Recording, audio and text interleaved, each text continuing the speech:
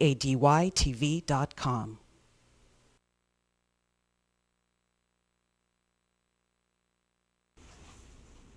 Welcome back to the Maria Sanchez Show. It is Friday, November 12th. Thank you so much for joining us. We appreciate you making us a part of your day. And if you can't watch the broadcast live at 4 o'clock, we post every program into the archives. So if you just go, you'll see archives, and you can click on whatever episode or segment or topic or guest it is that you're interested in. And if you are a 501c3, we'd like to hear from you, because we're looking to feature one every day. There are over 2,000 of them in the Ventura County, and they obviously all have their own niche and need. And if we can help give them an opportunity, that's what we're here about. As we said, we're about as much good news as possible. So to that end, Michele Neff Hernandez is my guest in studio with Soaring Spirits Loss Foundation. Perfect. And Michele has quite a story, quite inspirational, I might say, as a matter of fact, too. And unfortunately, it begins with a very sad beginning. And something that I really think is important for our viewers, before we get into why it is that you created that and what brought you to that, is what made you think that you could do it? Because a 501c3, I think American Red Cross, United Way, the big dogs. Yeah. And you had a specific, like I said, a specific niche that you're approaching. So maybe we should start with your story, and then we'll go into that, since that would make proper order, right? Right. Okay. We'll start from the beginning. Okay. 5 years ago, actually today is my late husband's birthday, and he would have been 45 today. 5 years ago, just months before his 40th birthday, he went out for his evening bike ride and was hit by a Suburban. And he died of those injuries within an hour after he was hit by the car. So, he was 39, I was 35, and I There you are. found myself, there he is. Aw. That's June of 2005. That was just a couple months before he died, on our fifth wedding anniversary. But as you can see in that picture, he was full of life and just a strong, super exuberant person. And so I couldn't imagine, he loved to ride on snow only because it's very difficult. And so people didn't believe him that he could do it. And so this is his proof that yes, I can do it. But when he went out for his bike ride that night, life was normal. And then the minute that he was hit by the car, luckily, I was able to get to the scene before he was taken in the ambulance. And so my expectation was that, he's Superman and he's going to get hit by a car and he probably broke his leg and it's going to be fine. And, the reality was such a 180 from that I found myself 35 years old. I had, married this man and thought, that's the plan. We're creating a life. We have all these things that we're going to do together. And suddenly there was all wiped out. And I found myself saying, now what? Now what? Plus 3 kids. I have 3 children. He had 3 children as well. And so we had 6 kids together, 3 teenagers, young adults, and 3 just entering teenage years. And so not only was I dealing with the fact that, I had lost my husband, but these kids had lost their father and stepfather, and, our whole life was all upside down. But the reality for me was looking at my life and saying, I could live 50 more years, and what am I supposed to do now? And so I didn't know anybody, I use this phrase lightly, who looked like me. I didn't know anybody who was living my life circumstance and widowed. And while my brain told me that certainly there were people out there, my heart kept saying, where are they? Like, all I could think of was my grandmother, bless her heart, had been without my grandpa for many years. My great aunt had been without her husband for many years. And I kept trying to compare myself and thinking, but that's not my life. How am I supposed to do this now? So what that led me to was to seek out other widowed people, because I wanted to know things like, do you sleep on the same side of the bed? Do you sleep on his side, or do you sleep on your side? Or do you even, abandon it altogether? And, how long do you wear your wedding ring? If you're married in your mind, your heart, you're still married, but every time you look at your ring, I had people say to me, oh, what does your husband do? And it was like, how many times do I want to go through that story with people that I don't even know? And so there was that question, what do I do with his clothes? He loved shoes. I mean, loved shoes. And every time I moved his shoes, I wanted to cry because I didn't want to have to move his shoes to a new location, let alone give them away. And so how do I do that? I just wanted people to tell me how to do it. How do I do it? And I Googled everything you could imagine. My favorite thing is I Googled, do widows wear black? And I went to Emily Post and found out I needed crepe. And I was like, I don't have any crepe. Like, this was a tragedy in my life. I had no crepe. I couldn't do it right. And I just kept thinking, I want to do it right. Of course, now I've learned over many years that there is no exact right. But it just helps to hear other people's stories because it helps you kind of frame your own. And if I've heard 50 stories, then whatever I choose to do, wear black, don't wear black, wear crepe, abandon the crepe. Is crepe a color? It's a type of material. I know. So what? Well, no, you had to wear black, but black crepe. I and it's see. for a certain period of time. And I kept it was so removed. And it didn't feel personal or real to me. It felt like just a lot of black and white information that didn't reach me. And I wanted somebody to touch. I wanted somebody to say, I did it, I made it through like this. This is the things that I did.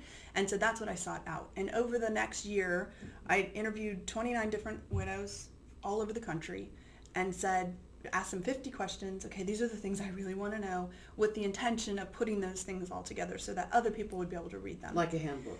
Right. Now, especially too, having children, I would imagine those are extraordinary circumstances, and depending on where they are, Right. what their gender is, Yes. where they are in their development, I mean, and then a social life. Yeah. Well, and all of those things start swirling around, and you don't even know where to begin with which one do I deal with first. And in addition to your own, I used to tell people, sometimes I feel like my kids are anchors. They're the reason that I'm grounded. And other times I feel like those anchors are drowning me because they had significant needs. Yeah. They were grieving too. And they needed me to show them the way.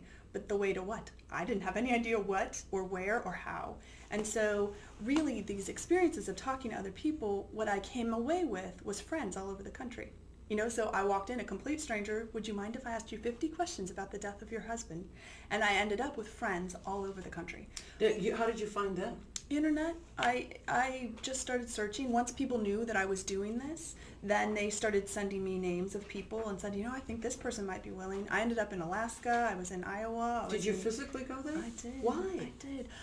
Because I wanted to be in their place. Oh. Because I wanted this. I felt like I could have interviewed them over the phone, but that we wouldn't have. Maybe they had, a special shirt or a chair or something that would speak to me about the person that they lost.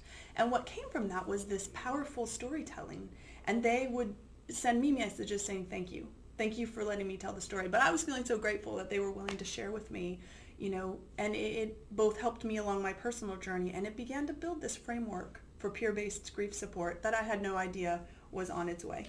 Now, of those 29, were they all women who had lost their husbands, or did you interview men who lost their wives? At that point, I was focused only on women. So Okay. It was all 29 women. One of them was not married. She was engaged when her fiance fell off a roof, actually.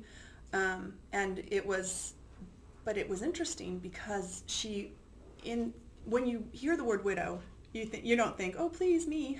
So generally people push that away. But if you're not married and then your person that you love dies, you want to have some legitimacy, title, right. And you want that title. So it was really interesting to interview her because she said, I felt lost. I was not his next of kin. I did not have the same rights that I would have had we, taken that next step, which we were just about to take. And so on one level I was, and on one level I wasn't. And that was really hard. So it was interesting to, again, reframe that word and that experience. And each one of the people who talked to me taught me something completely different about the journey of widowhood, because they were all in different places. I was just going to ask that next. I would imagine the length of time from a person's passing to your grief, recovery, acceptance, anger, all those emotions Things, that you go through would be different if it's 6 months or 6 years Exactly. or 3 years. And they were between 9 months and 15 years. And so at this whole gamut of people and where they were and what they'd learned and how far they'd come. And it was an amazing experience, really. We're going to take a quick break, and then when we come back, we're going to follow Michele's story from meeting these 29 women to Soaring Spirits Loss Foundation. And you're watching the Maria Sanchez Show. Michele Neff Hernandez is our guest. We'll be right back. The Maria Sanchez Show is about the county, by the county, and for the county. Whether we are simulcasting live from the Ronald Reagan Presidential Library, checking in with the leaders of our communities,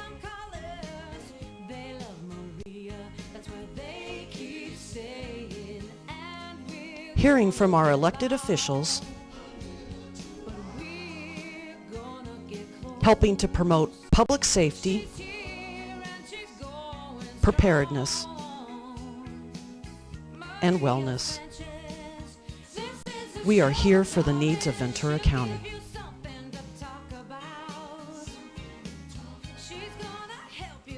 The Maria Sanchez Show is also about entertainment and events, sharing information, creating awareness, and supporting those in need. Won't you join us as we rewrite the rules of local television on The Maria Sanchez Show at www.kadytv.com. Welcome back to The Maria Sanchez Show. Hope your week went well. It is Friday, November 12th.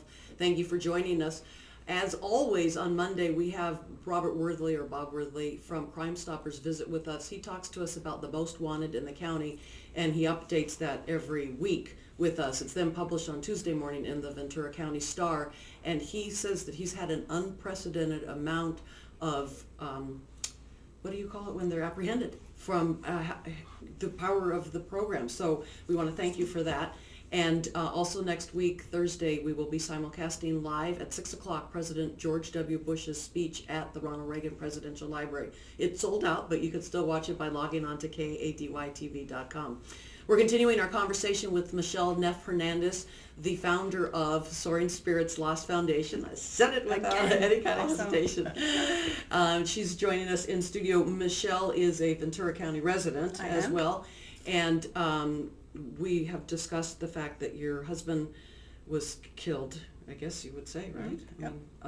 Was it an accident? It was an accident, yeah. I mean, obviously, any car Right. hitting a bike is an accident, but Right. sometimes there's an error in judgment or intoxication or whatever. No. And you are reminding me that I have a girlfriend whose husband was just killed. It'll be 3 weeks on Sunday on his motorcycle. He was stopped, and a car was turning right and didn't look and see him. And he was thrown from his bike, so I'm going to let her know. Please do. Yeah, because she's spinning. Yeah. And that's the thing, is that you spin.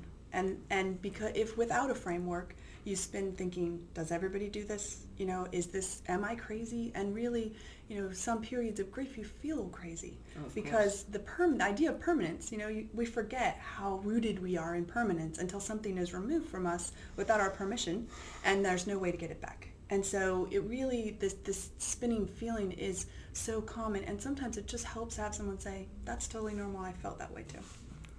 So it would be great to... Although, even though it's normal, it still sucks. Oh, yeah, no, it still sucks. Yeah, for sure. It does. And I mean, I think that's the other thing. Soaring Spirits is built on this idea of peer-based grief support. So we don't offer therapy. We don't offer counseling. Because we're not qualified to do that. What we're qualified to do is speak to our own experience. And that's what we offer people. A framework, one, and two, the opportunity to connect with other people. So you can ask the question, I can't sleep. I can't sleep anymore. I'm up at 3 a.m. every single day. I sleep only 2 hours. Did you do that? Yep, I did that too. And just that, it's like, oh, okay, well then I can stop worrying that maybe someday that I'm never going to sleep again, because there's all these big words that start to float around, never and, impossible. And it really, you believe it. You absolutely believe it, because that's you get so wrapped up in that spinning that you can't see anything else. Talk about your widow match. Widow match is the result of a relationship that I had with another widowed person. She's my dearest friend, and she lost her husband 4 months after I lost Phil, and it was to cancer. So we had some similarities and some things that were very different, but what we were both doing was walking the same sort of journey at the same time. And so initially our relationship began over email. I was introduced to her by email, and so we talked on email, and then we spoke on the phone, and we didn't see each other actually. We didn't meet for 8 months. And so based on that relationship, I started thinking, if it worked for us and we didn't know each other, what would it be like if we offered a pen pal service to widowed we have it to widow people now. So widows are matched with widows, widowers are matched with widowers, so that they can talk to another person who is walking the same sort of journey that they are.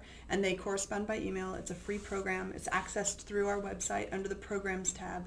We started out with crossed fingers and a prayer that it was actually going to work, and nobody in the database. And we have 2,300 people actively corresponding at this point. So now, do you assign them their match? it's automatic, thankfully. How? The program is based on a setup The as way a you answer database. the questions?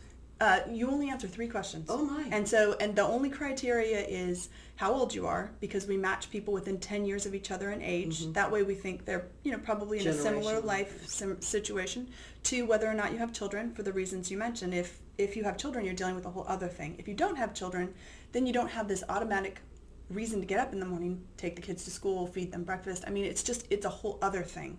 And so we do match based on that, and then also within 6 months of each other in loss. So you lost your spouse within 6 months of this person. Those are the only 3 things. And we don't ask for your first and last name. You can provide your first name only if you'd like. And that way, and then what happens is you enter that information and the computer immediately sends you 3 email addresses of 3 different people who meet the criteria. Wow. So it's been incredible, Who really. did you create that? I created the concept, but I definitely did not create the the technical end. I hired a programmer and just said, this is what I want. Let's see how it works. And we kind of played with it for a bit. And so it is incredible. And one of the things that's awesome is that they start planning get-togethers. They're going to meet here or they're going to meet there. Your match you may live in California, your match may live in New York. We've Is had it all some the in United the States? middle. It's actually all over the world. Okay. So you could get someone who lives in a different country. We actively have people from Australia, from Canada, from England, and then from parts of Asia who are definitely in the program now. So you could get anybody anywhere. But the majority, I would say 90%, is here in the United States.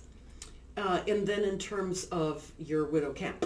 Camp Widow is sounds like a lot of fun. I know you're all thinking that right now. Camp Widow. Don't sign me up. It is an incredible weekend. Really what it is about is, when you have experienced this kind of loss, my first question was, what now? And that's a really hard question to answer. And without tools, it's an even harder question to answer. First of all, because you lack the desire many times. I don't even want to think about what now. Thank you very much. I'll just wallow in this awfulness. And then once you do start thinking about it, you wonder what do I do? What does that look like? And so what we provide at Camp Widow is the tools for helping people recreate their lives. We talk about finances. We talk about kids. We talk about how to find purpose in your life again. We talk about dating. We talk about creating a profile online and how to do that safely and what kind of things you would look for. Woo-hoo. We talk about marriage. We talk about remarriage. We talk about everything that could be wrapped up into what would I do with my life next. That's the kind of thing that you'll find as workshops in Camp Widow. We also do a banquet because many people don't experience any kind of fun, anymore. Once their spouse dies, they're part of a couple. Now they're single. They didn't want to be single, so they're just trying to struggle. Most of their friends are still married. What do I do? How do I find a place for myself? And so this is a no date required banquet. We dress up, we dance, we have a good time, people laugh. Last year, people said to me, one woman specifically said, I haven't danced since my husband died. And he played in a band. So that was part of what they did. Yeah, there we are. Don't we look like we're miserable there at Camp Widow? Actually, and that picture is the writers. We do also a blog. It's called Widow's Voice, and it features a new post every day written by another widowed person. So there's 7 of us. We all write each on our own day, and we talk about our experience from the widowed perspective. And so people have the opportunity to take in as much as they want. Maybe today you can read 1, maybe tomorrow you want to read 50 because you're awake at 3 a.m. and you have nothing else to do. And so the wonderful thing about the internet, it gives you this opportunity to jump in when you want, jump out when you don't want. Right. And it's the same thing with the Widow Match program. Camp Widow is different in that it is the only program that we offer that is an in-person program. We do it once a year. Last year was in early August. This year will be August 12th to the 14th. We do it in San Diego. This is what we consider camping, the Marriott. And they've been fantastic. The San Diego Marriott has been fabulous. And what we really aim to do is help widowed people feel welcome, to celebrate the life that we have, because we do have things to celebrate even amongst the tragedies that we have all experienced, and to help them feel completely enwrapped in camaraderie, because all these people have done it too. And so one of the things that you saw up there on our badges, we have different colored ribbons on the bottom of our badges, and that denotes how long it's been since your spouse died. And so if you look at mine's and actually right next to me, we're both pink because our husbands both died 5 years ago. In fact, that's my widow match standing right next to me. Her name is also Michele. And what happened with that is that when you knew if somebody was further along or in the same place, and it really, if you're thinking, okay, my husband's been dead a year, my wife's been dead a year, and I'm looking at these people, and you start to see their badges and you think, that person's made it 5 years. Like, okay, it's possible. It's absolutely possible. Men and women both come to Camp Widow, so we use the term widow to include anyone who's lost a spouse or a life partner, or anyone you thought you were going to spend the rest of your life with. Like I said, it really taught me something to interview someone who had been engaged and to say, this is something that I wish that I could call myself. So I've had people call and say, am I allowed to come? Yes, you're allowed to come. It's incredible. It's an incredible weekend. We provide the framework. They provide the heart. They provide this ministering to each other just by being able to say, here I am, and I'm still making it, and you can too. So we love Camp Widow. Camp Widow is incredible. Incredible program. We're going to take a quick break, and when we come back, we're going to talk with Michele about how she took it from concept to 501c3, and then the postscript, if you will, even though she's still young in her life. There is a lovely silver lining to this. This is the Maria Sanchez Show. Michele Neff Hernandez. We'll be right back. The Maria Sanchez Show is about the county, by the county, and for the county. Whether we are simulcasting live from the Ronald Reagan Presidential Library,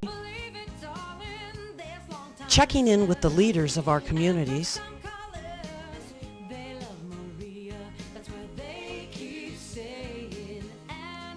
hearing from our elected officials, helping to promote public safety, preparedness, and wellness. We are here for the needs of Ventura County.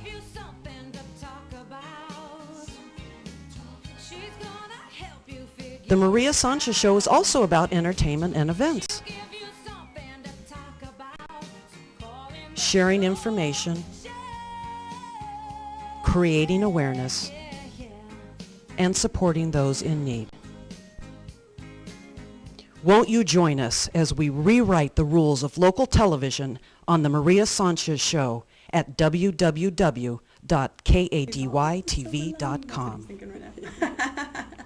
Welcome back to the Maria Sanchez Show. Thank you so much for making us a part of your day. Please feel free to spread the word. We do have new cameras. We got those today.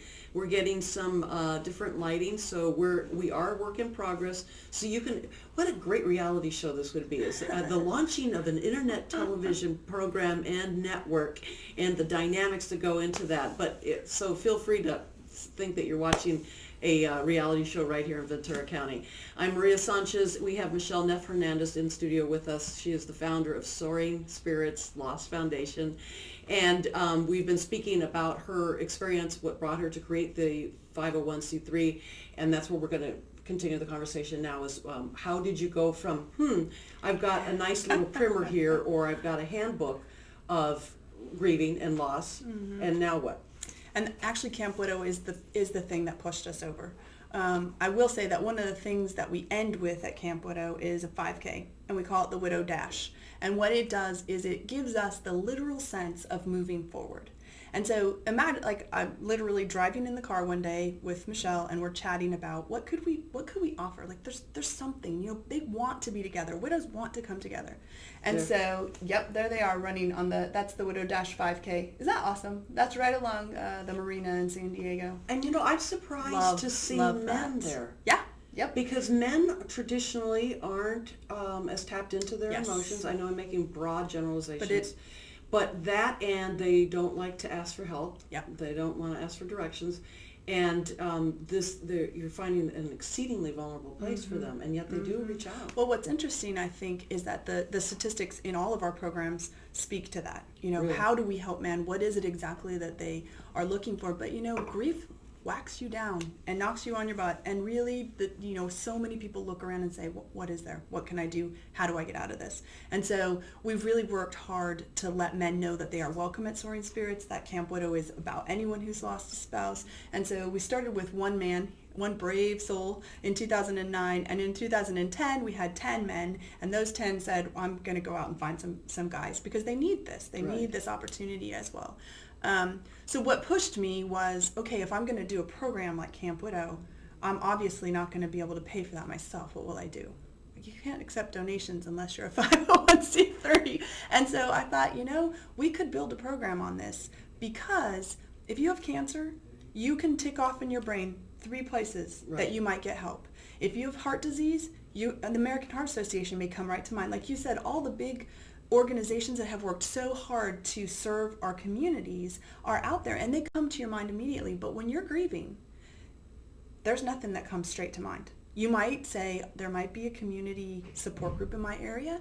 You might go, because I've heard if of I Google bereavement something, groups, right? Yeah, if I Google bereavement groups, maybe I'll come up with something. But there is not an organization where you go, I know where I can get help. And that's the purpose for us of doing press, of coming on talking about Soaring Spirits. I want people to be able to say, I saw this girl talking about Camp Widow. It didn't sound like any fun, but if their neighbor down the street loses a spouse, they can say, wait, there's a place I know, and they help people. Just and like so me with my girlfriend. And it continues. It's that kind of pervasive sort of spreading of the word that will make Soaring Spirits available to the people who need it.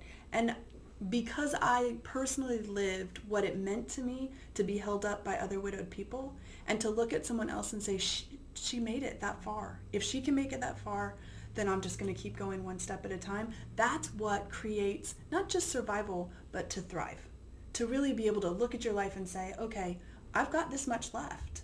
And yes, this person who I loved so much is dead, but what's the best way to honor them? Is it to live my life in a way that they would say, I'm proud of you? And go for it. It's short, and you learn so clearly how short life is when someone's taken from you at a young place. Well, and I would suspect, as you're talking, I'm thinking about, your circumstances were probably particularly unique because of your age and the children and the stepchildren involved. But then on the other hand, if somebody's had a spouse for 30 or 40 or 50 years, and you think, oh, well, they had a good life, but they have all those memories then that they have by themselves. And their identity is all wrapped up in those 40, 50, 60, 70 years. And then you really say to yourself, who am I without this person? Because I've always been part of, Maddie and Joe. That's a word you use in one sentence, and it's just one word. But we got to get to the juicy part. Yes, the juicy part. The silver lining part. It has been, we talked a little bit about the internet program that we do, and I was telling Maria that I actually am a poster child for that, because I did meet my new husband, who we married 2 months ago, on an internet dating site, and he willingly took on all of the the widow movement that we are a part of. And it's so funny because I do the keynote address at Camp Widow, and so when we were introduced this year, my publicist said, and just so you know, she's about to be married, and there he is over there, and every head in the room turned, because we seek hope. We seek the idea, even if you can't imagine it, even if you think, I will never ever, and I said these words, I will never get married again, no one will ever measure up. But as your heart heals, and as you begin to figure out what next, and who am I, and what would I create for myself, I have a blank slate.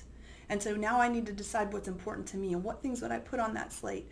As all of that happens, it's wonderful to look over and say, that man accepts that she still loves another man, and that he's still a part of her life, but that doesn't impact her ability to love him.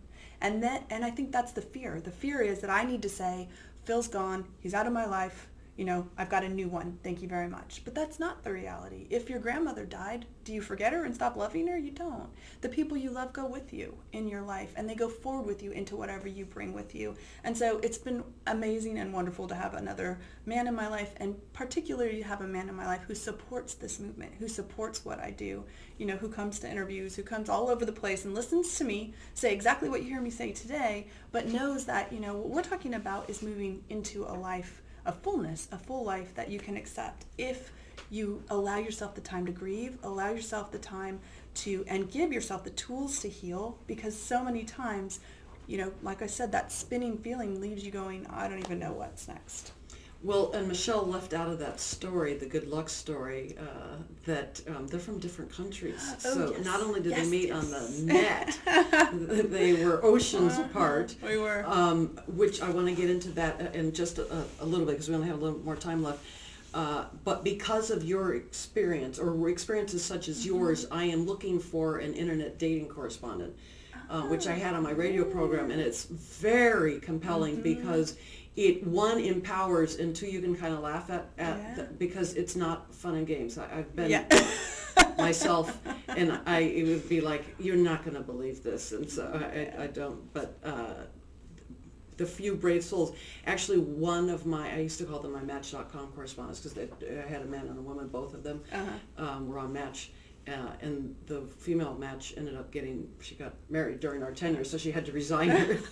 She had to turn in her card. Yes, she had to turn in her card. So quick, give our viewers a little inspiration about the online dating thing. We met through eHarmony, and to be honest, I felt like, well, I'm going to pick all over the world because that way he won't be too close.